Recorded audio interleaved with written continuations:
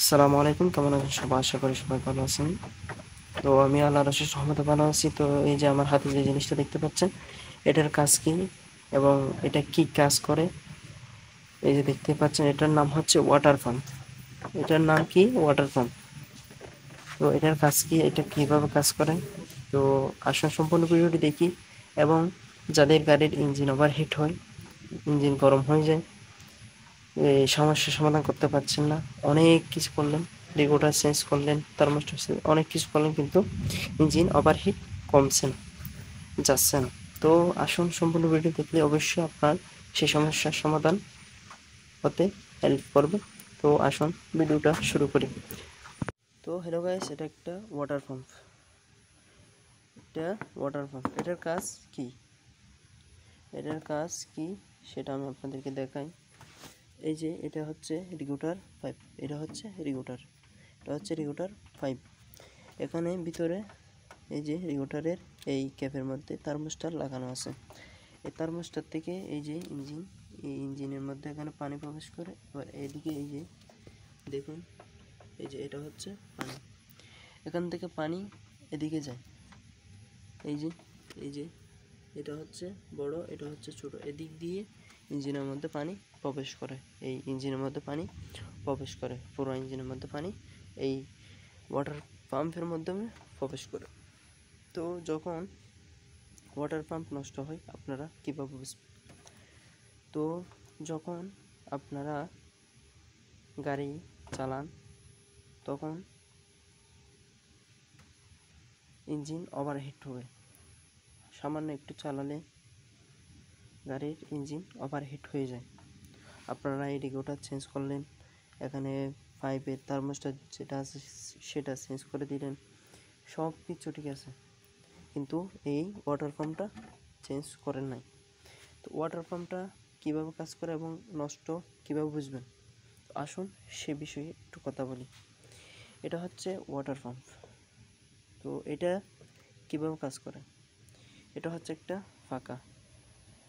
এই ফাঁকার মাধ্যমে থার্মোস্ট্যাট দিয়ে যখন পানি প্রবেশ করে এই ওয়াটার পাম্পে, এই পাকার মাধ্যমে পানি এই জায়গার মধ্যে এদিক দিয়ে ইঞ্জিনের ভিতরে পানি প্রবেশ করে। যখন এই পাকাগুলো হয়ে যায়, দেখতে পাচ্ছেন এই পাকাগুলো হয়ে গেছে, যার কারণে ইঞ্জিনটা ওভারহিট হয়েছে, সেজন্য আমি এই ওয়াটার পাম্পটা করলাম। তো এই হয়ে গেছে, যার কারণে এদিক দিয়ে পানি প্রবেশ করা সম্ভব হচ্ছে না। এই যে একবারেই শেষ, যেটা দেখতে পাচ্ছেন এগুলা একবারেই হয়ে গেছে, যে কারণে পানি ইঞ্জিনের মধ্যে পানি প্রবেশ করতেছে না, ইঞ্জিন ওভারহিট হয়ে যাচ্ছে। তো আরেকটা বড় সমস্যা, এগুলো তো ছোট ছোট সমস্যা, থার্মোস্ট্যাট খোলা, এই ওয়াটার পাম্প খোলা, এটা কোনো বড় সমস্যা না, এটা অল্পতেই সমাধান করা যায়। কিন্তু এইগুলা, এই ওয়াটার পাম্প, থার্মোস্ট্যাট, রেগুলেটর সব চেঞ্জ করার পরও যখন গাড়ির ইঞ্জিন ওভারহিট কমবে না, অবশ্যই আপনাদের এই যে এটা হচ্ছে হেড, এই পর্যন্ত এটা হচ্ছে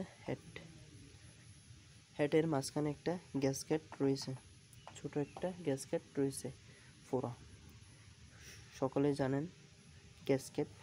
এই গ্যাসকেটটা যখন হয়তোবা পুড়ে যায়, হয়তোবা ওই নষ্ট হয়ে যায়, যে কোনো কারণে এই গ্যাসকেটটা যখন নষ্ট হবে, যখন ইঞ্জিনের মধ্যে পানি পিস্টনে হয়তোবা যেই জায়গায় পানি প্রবেশ করা নিষেধ, পানি প্রবেশ করা অসম্ভব, এই গ্যাসকেটটা যখন নষ্ট হয়, সেখানে পানি প্রবেশ করবে, তখন ইঞ্জিন ওভারহিট হয়ে যায়।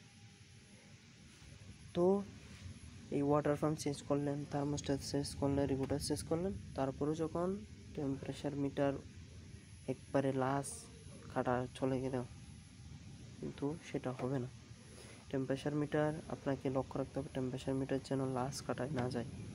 লাস্ট কাটায় গেলে ইঞ্জিন বাস্ট হওয়ার 100% সম্ভাবনা। তো যখন টেম্পারেচার মিটার লালের মধ্যে চলে যাবে, লালের যাওয়ার আগেই কিন্তু গাড়ি স্টার্ট বন্ধ করে দেবেন যখন আপনাদের এরকম সমস্যা হবে। তো প্রথমত আপনারা চেক করবেন পানি আছে কিনা, দ্বিতীয়ত এই পাইপগুলো স্মুথ নরম আছে কিনা, এই পাখাটা চলতেছে কিনা। কারণ এই পাইপটা যখন এরকম শক্ত থাকবে বুঝবেন আপনার কোনো একটা জিনিস সমস্যা রয়েছে, হয়তো বা ওয়াটার পাম্প, হয়তো বা এখানে ক্যাসকেট, হয়তো বা থার্মোস্ট্যাট, যে কোনো একটা সমস্যা রয়েছে। এটা যখন শক্ত থাকবে, এটা চলার সময় এটা নরম থাকতে হবে, বুঝছেন? তো আজকে এতটুকু, সবাই সুস্থ থাকুন, ভালো থাকবেন। আজকে আমি আপনাদেরকে বোঝাতে পেরেছি কী কী কারণে গাড়ির হিট হয় এবং আমি কী কারণে এটা করলাম। এটা দেখুন, এটা একবারে নষ্ট হয়ে গেছে ফাঁকা। তো আজকে এতটুকুই, সবাই সুস্থ থাকুন, ভালো থাকবেন। আল্লাহ হাফেজ। আর আমার চ্যানেলটি এখনও সাবস্ক্রাইব করেন, অবশ্যই সাবস্ক্রাইব করে পাশে থাকবেন। ধন্যবাদ।